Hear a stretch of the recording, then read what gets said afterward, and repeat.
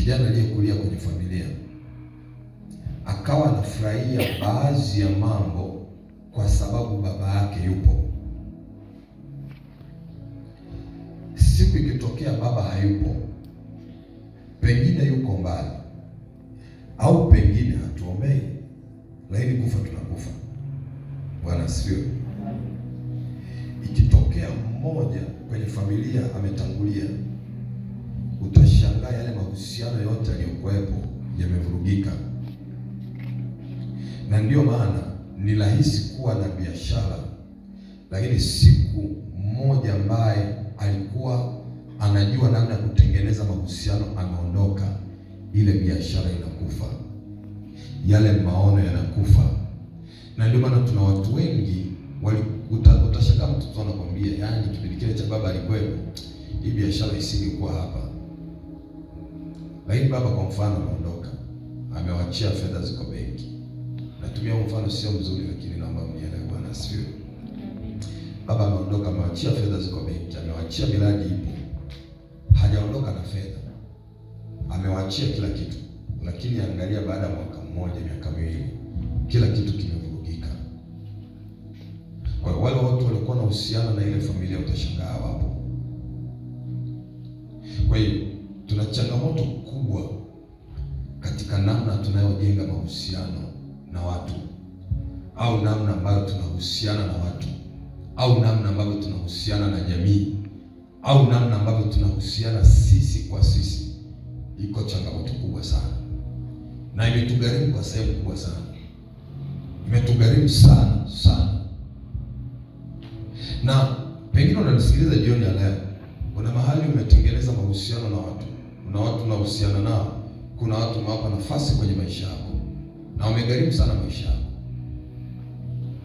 wamegharimu sana maisha yako. Kwa nini? Kwa sababu hakuna kitu ambacho kina nguvu kama aina ya mahusiano ya watu ulionao. Ukihusiana na watu ambao wanawaza maskini, utawaza tu maskini siku zote. Ukihusiana na watu wanawaza tu kufeli, na utafeli hata shule. Bwana asifiwe. Amina. Kwa chochote ambacho unakiamua kinaamua pia aina ya maisha. Sasa moja ya eneo ambalo natamani usiku wa leo tukajifunze namna nzuri ya kuamua ni kwa habari ya mahusiano, namna ambavyo tunahusiana na watu. Lakini humo pia utajifunza vipengele kadhaa ambavyo vitakusaidia ni mambo gani ambayo unatakiwa kuyazingatia unapotaka kuhusiana na mtu yoyote yule. Haleluya. Amina. Mungu anatuonyesha kupitia Adam na Hawa, moja ya jambo ambalo liliokutanisha Adamu na Hawa ilikuwa ni kusudi. Mungu akawaambia alipomuumba Adamu, baadaye akampa Hawa, katikati yao hawa watu wawili walikutanishwa na kusudi. Ukiona mahusiano yoyote yale hayana kusudi, hayo mahusiano hayana mahali yanaenda. Ni mahusiano ya kupotezeana muda, ni mahusiano ya kudanganyana, ni mahusiano yasiyokuwa na faida kwenye hatima yako. Chochote ambacho unahusiana nacho hakina kusudi,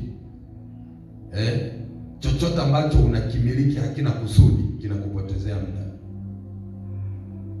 Ni sawa na kuamua kuishi kwenye nyumba ya vyumba vitatu na wewe ni bachelor, na vyumba vingine umejaza tu mindoo. Ni hasara, inakupotezea tu. Bwana asifiwe. Yaani wewe uko mmoja, hujaoa, chumba chenyewe hujajaza, umeamua kupanga nyumba ina vyumba vitatu, vyumba vingine umeweka makoleo na majembe. Bora ukakitengeneza hicho kimoja kikawa store huko. Bwana asifiwe. Haleluya. Amina. Bwana asifiwe. Amina. Kwa chochote ambacho unahusiana nacho kama hakina kusudi, ni matumizi mabaya ya rasilimali. Amina.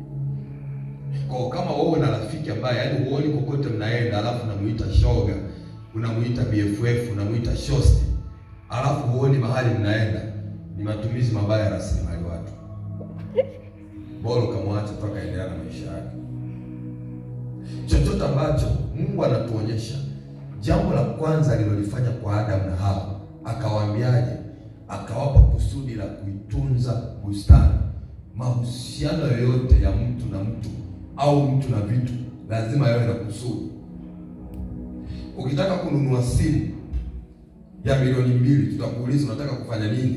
Nataka niingie tu TikTok leo nacheka Wewe ni matumizi mabaya ya rasilimali fedha.